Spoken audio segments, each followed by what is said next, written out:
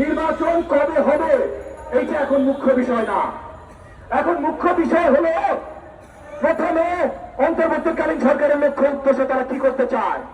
আমি বিশ্বাস করি তাদের বড় লক্ষ্য উদ্দেশ্য হওয়া উচিত নির্বাচন। যদি সেইটা হয় তাহলে নির্বাচন দেওয়ার জন্য কি কি সংস্কার লাগবে এইটা নিয়ে আলোচনায় বসতে হবে। এইটা নিয়ে আলোচনায় বসার পরই আমরা বুঝবো কি কি সংস্কার, সেটা কতদিন লাগতে পারে, তারপরই ভাই সময় নির্ধারণ হবে। আমি সেনা প্রধান জেনারেল ওয়াকারুজ্জামান আজ পর্যন্ত 5 আগস্ট থেকে আজ পর্যন্ত যা যা করেছেন তার এই শক্ত ভূমিকার জন্য আমি তাকে ধন্যবাদ জানাই, সাধুবাদ জানাই। তবে নির্বাচন কবে হবে এইটা বলার দায়িত্ব বা ইখতিয়ার অন্তর্বর্তীকালীন সরকারের বাইরে আর কারো নাই। আমি বিশ্বাস করি অন্তর্বর্তীকালীন সরকার আমাদের সাথে আলোচনা করে এটা জানাবেন, কিন্তু দায়িত্ব কিন্তু তাদের, আমাদের না, মাননীয় সেনা প্রধানের না, অন্য কারণ না।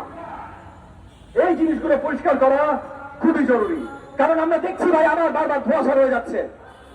মাননীয় প্রধান উপদেষ্টা উনি যেভাবে কথা বলছেন পরিষ্কার হচ্ছে না।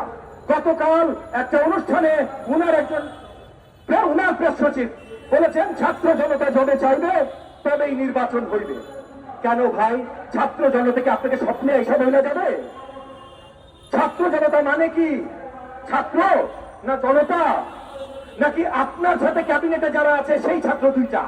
কারা? পরিষ্কার করেন ভাই। কারণ জনতার বলার মাত্র দুইটা উপায় আছে।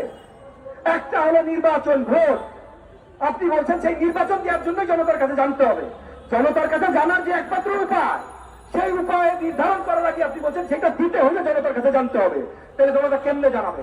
আর দ্বিতীয় উপায় যেটা বাকি থাকে সেটা হলো রাজপথে নামা। আপনাদের বিরুদ্ধে আমরা রাজপথে নামতে চাই না।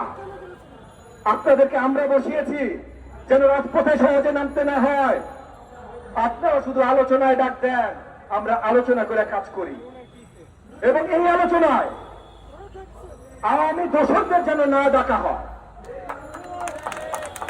আমরা ইতিমধ্যে বলেছি এবং প্রয়োজনে আইনি ব্যবস্থা নিব যেন আওয়ামী লীগের সাথে যে 14 দল ছিল তাদেরকে নিষিদ্ধ ঘোষণা করা হয়।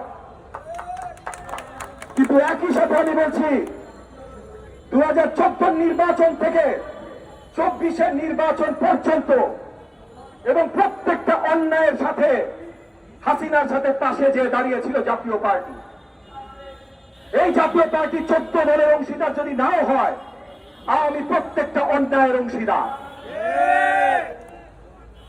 আমি জোর গলায় আবেদন জানাচ্ছি অন্তর্বর্তীকালীন সরকারের প্রতি কোন ধরনের আলোচনায় যেন এই জাতীয় পার্টিকে দাওয়াত না জানানো হয়।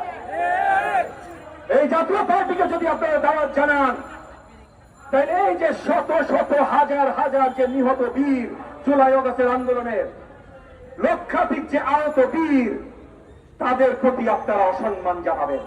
এই কাজটা আপনারা কইলেন না।